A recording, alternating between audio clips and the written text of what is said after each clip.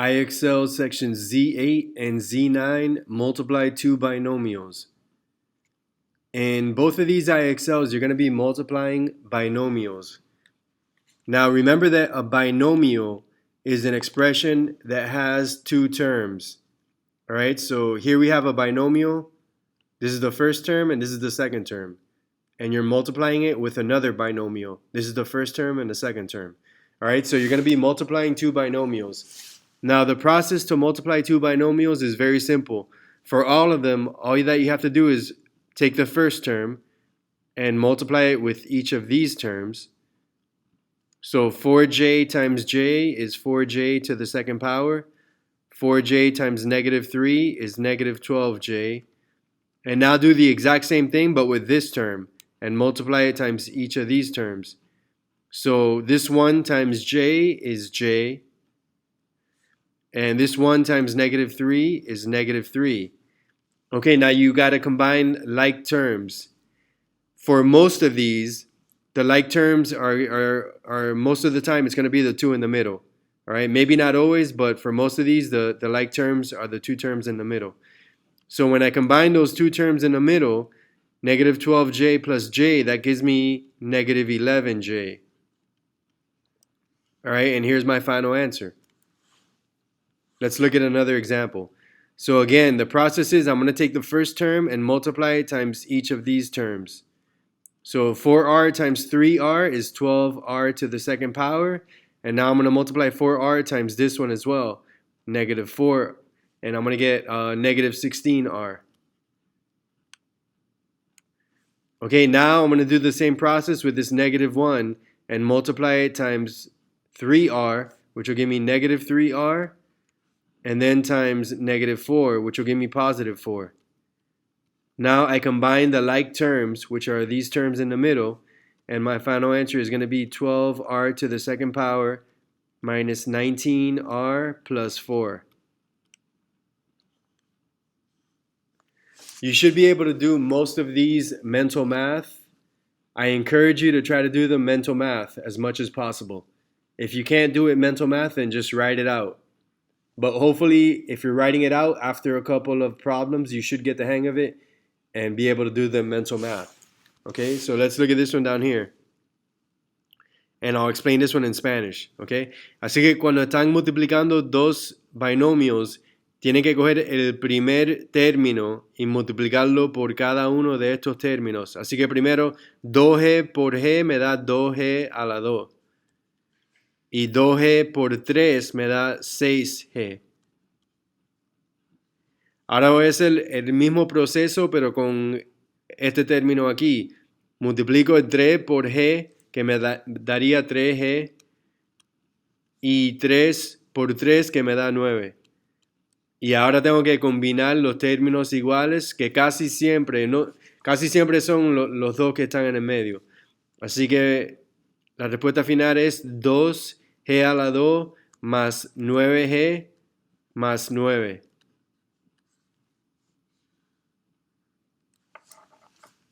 Traten de hacer lo más posible en la mente. Si lo pueden hacer en la mente sería mejor. Si lo tienen que escribir, ok. Pero después de algunos problemas lo deben poder hacer en la mente. All right, let's look at this one. So I'm going to multiply k times 3k, and I get 3k to the second power. Then k times 4 to get 4k. Then 2 times 3k to get 6k. And then 2 times 4 to get 8. And now combine like terms. Combine these two terms, and your final answer is going to be 3k to the second power plus 10k plus 8. I'm going to do a few more like these, and then we're going to look at some special cases. Those are actually the ones I want you to pay attention to the most, because these are pretty simple. All right, so again, take the first term and multiply it times each one of these terms in this expression. So you're going to get 9x to the second power. Then 3x times negative 1 is negative 3x. Then negative 2 times 3x is negative 6x. And negative 2 times negative 1 is positive 2. Now combine like terms, and your final answer is 9x squared minus 9x plus 2. Plus 2. Okay, over here on this one, I'm going to multiply d times 4d to get 4d to the second power. Then d times negative 1 to get negative d. Now with the negative 4, I'm going to multiply negative 4 times 4d to get negative 16d. And negative 4 times negative 1 to get positive 4. Okay, now combine the like terms. And your final answer is going to be, let me write it over here, 4d to the second power minus 17d, because remember there's an invisible 1 here, plus 4.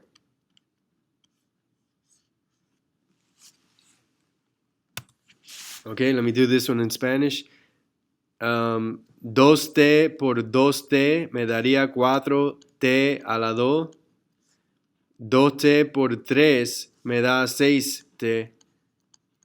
Ahora voy a hacer el mismo proceso con el 4. 4 por 2t me da 8t. Y 4 por 3 me da 12.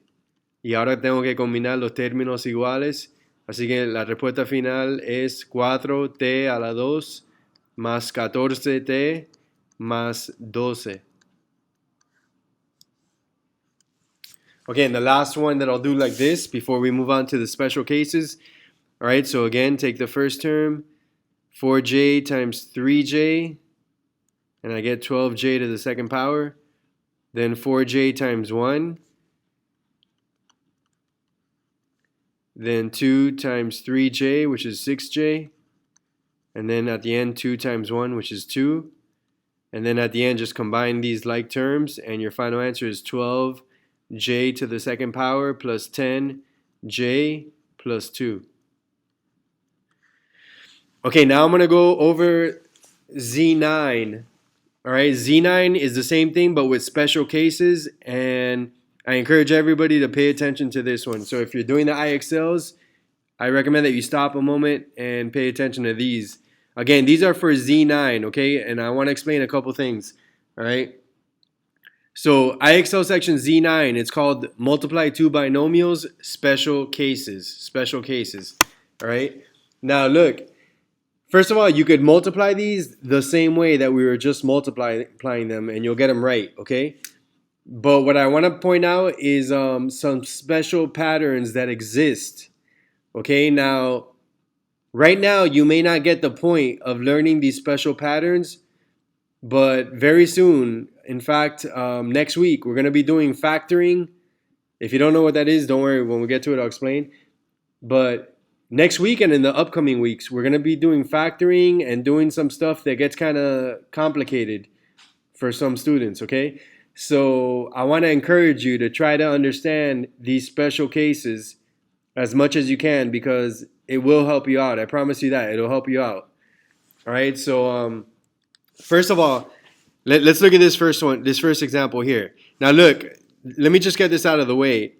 F plus 3 to the second power, if you wanted to, all right? Or if you don't, like if after my explanation you don't understand anything, you could just go like this and you'll get it right, okay?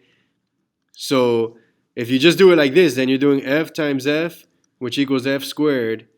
Then f times 3, which is 3f. Then this 3 times this f, which is 3f. And then this 3 times this 3, which is 9.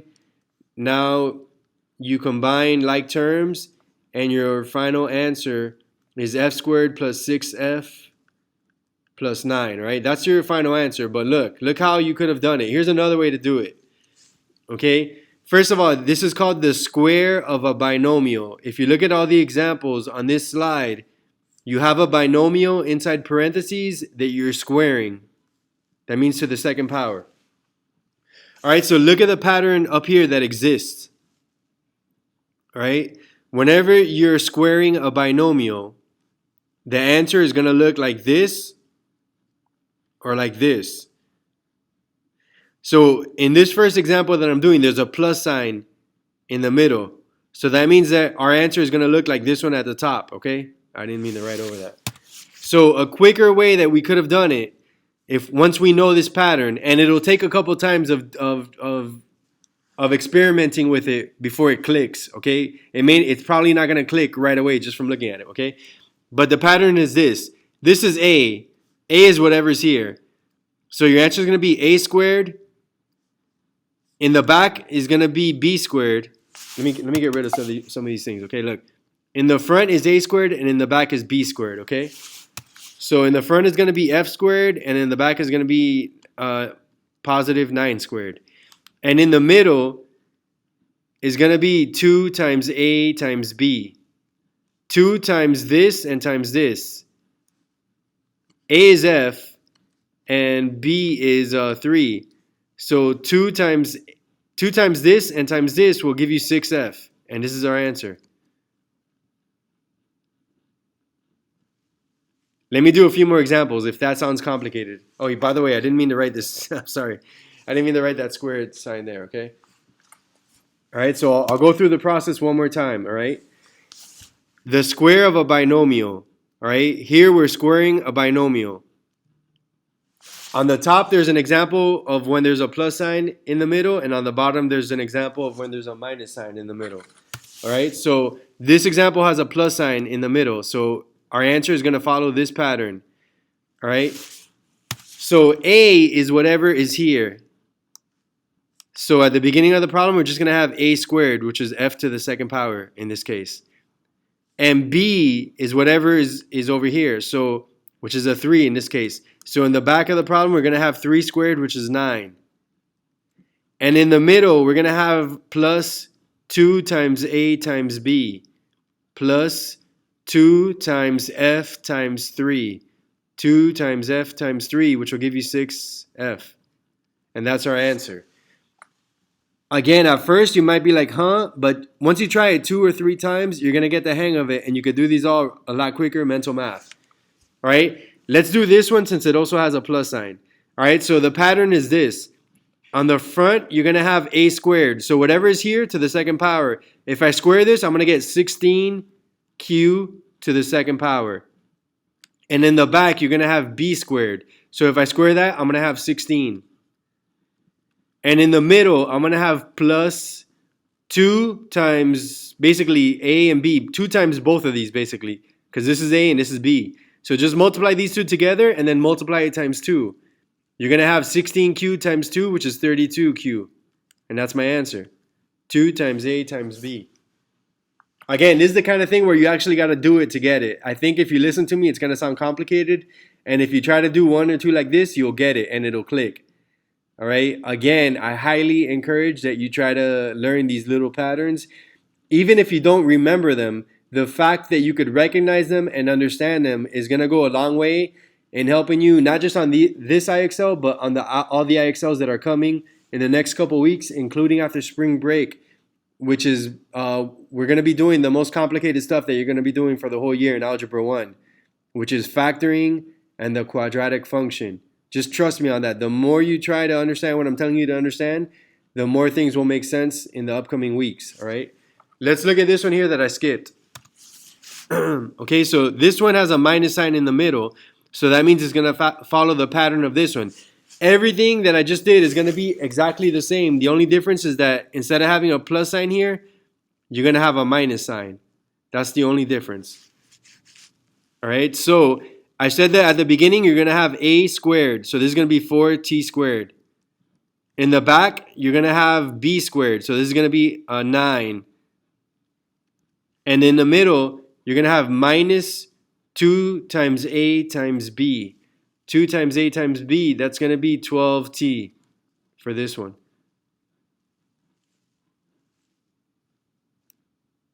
All right, hopefully that's making sense, all right? I'm going to do a few more examples like this. I'm going to do everything I just did. I'm going to explain it again with 3 other examples, but I'm going to say them in Spanish, okay? Ok, así que aquí tengo 3 más ejemplos como lo que acabé de hacer, pero déjame explicarlo en español. Así que IXL sección Z.9. Estamos todavía multiplicando 2 binomios, pero estos son casos especiales que hay un patrón que los problemas están siguiendo.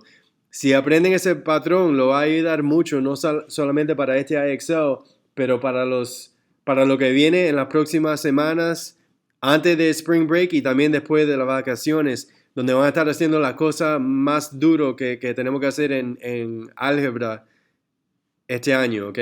Y esto lo va a ayudar mucho si se dan cuenta de los patrones. Aunque no se recuerdan de los patrones, pero si por lo menos lo pueden ver y entender y darse cuenta de los patrones, simplemente entendiendo eso lo va a ayudar mucho. Ok, así que aquí tenemos el cuadrado de un binomio. El cuadrado de un binomio. Ok, si tiene un signo de sumar en el medio, se sigue este patrón. Si tiene un signo de restar en el medio, se sigue este patrón. Los dos son lo mismo, la única diferencia es este signo aquí. Both of these patterns are the same, the only difference is the plus or the minus sign. But everything else is exactly the same. And by the way, just to reiterate, if you're like confused by this, you could always just write it out and multiply it like normal, ¿ok? Si esto lo confunde, siempre pueden escribir el cuadrado este de esta forma y simplemente multiplicar de la misma manera que lo estábamos haciendo antes. Así que yo puedo hacer esto y me da la misma respuesta. Si lo hago de esta manera, me daría lo siguiente. Y al final, la respuesta final sería esto, ¿ok? Pero quiero que se den cuenta de este patrón que existe porque lo va a ayudar mucho, ¿ok? Así que en este patrón, estamos usando este.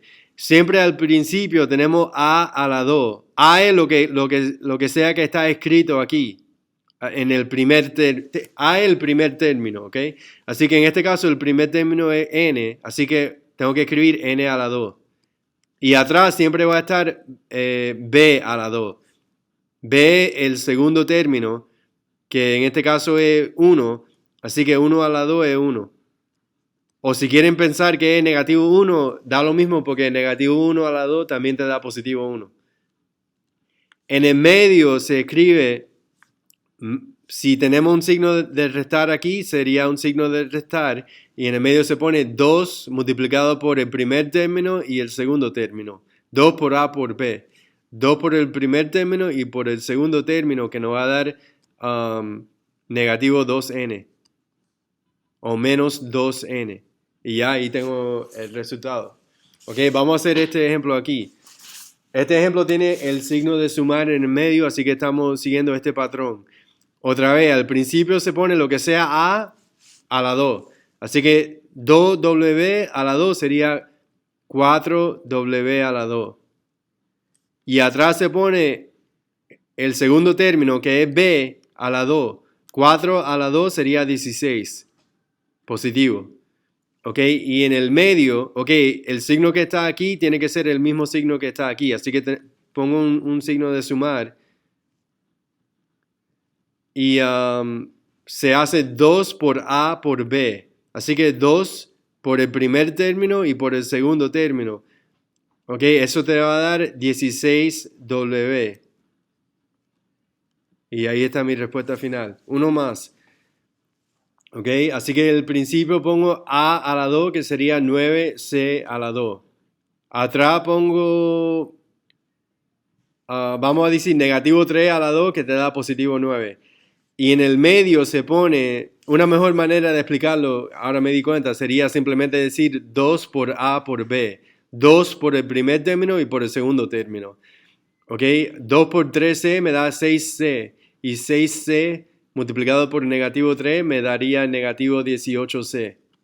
Y ahí está mi respuesta final. Otra vez, si se confunden o creen que eso es demasiado duro, pueden hacerlo simplemente de esta manera y le va a dar la misma respuesta. Si lo hacen bien. ¿Ok? Así que me daría 9C a la 2 menos 9C menos 9C más 9. Y cuando combino los términos iguales, pueden ver que me da la misma respuesta que tenía aquí.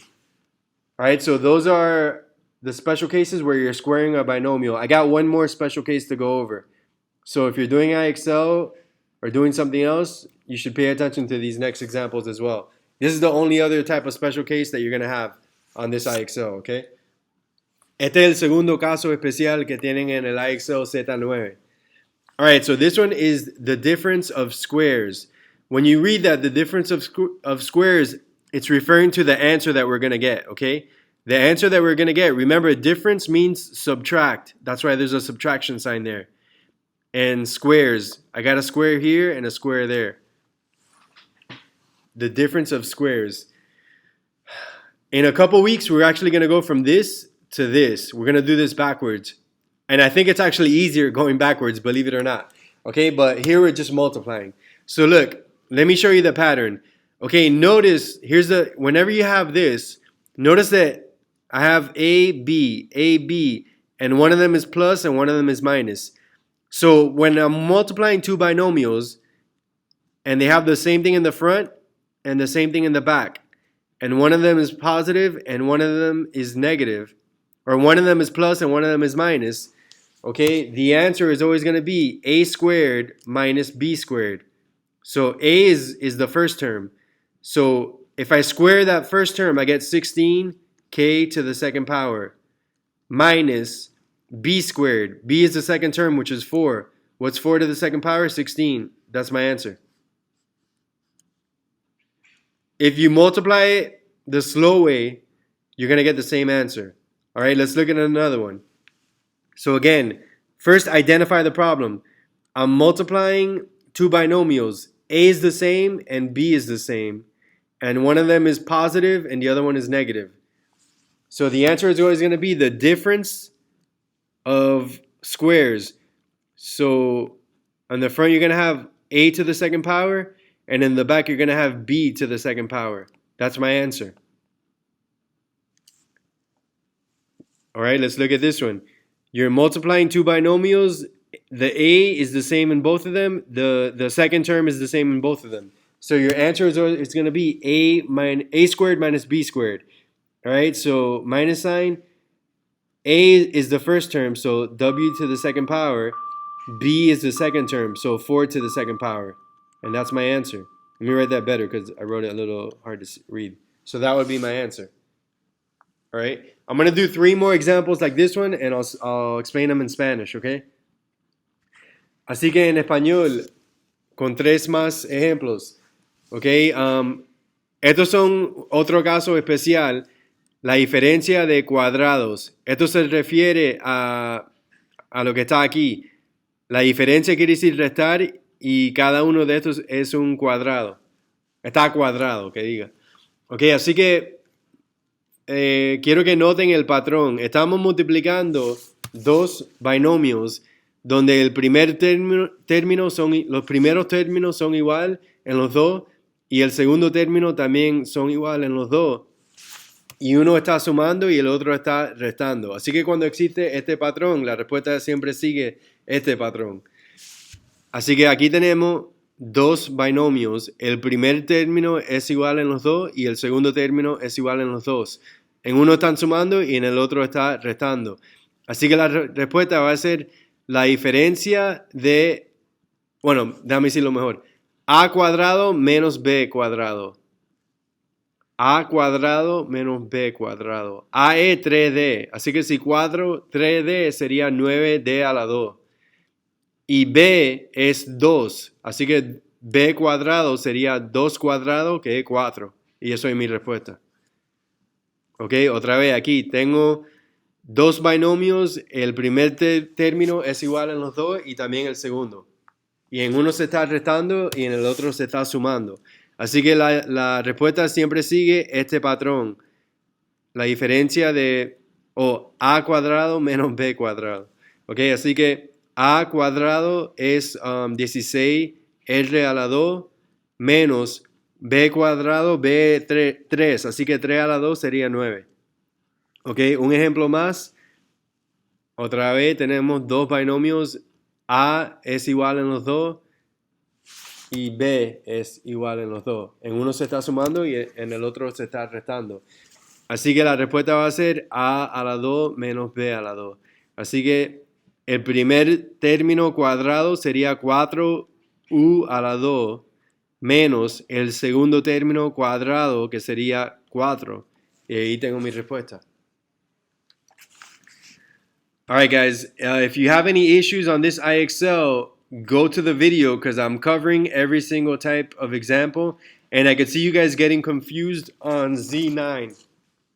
So again, on Z.9, I want to reiterate, you should try your best to realize these patterns and try to at least understand them. Maybe not fully memorize them, but try to understand them. I think after you try to do one or two, like I'm telling you to do them, you'll get the hang of what I'm trying to say. And if you get confused, because it's easy to get confused between this type and this type. So if you get confused, just look at the video and see which type of problem do you have. Again, I'm covering every type of problem in both IXLs. So if you're having a hard time, use the video to guide you. That's why I'm making them, and that's why I send you the link after class, okay?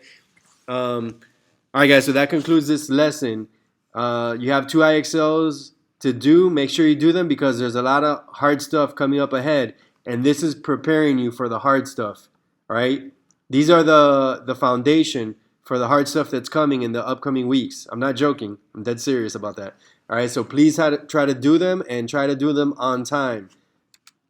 All right, guys, that concludes today's lesson. Hope you guys have a great rest of your day, and I'll see you guys next class.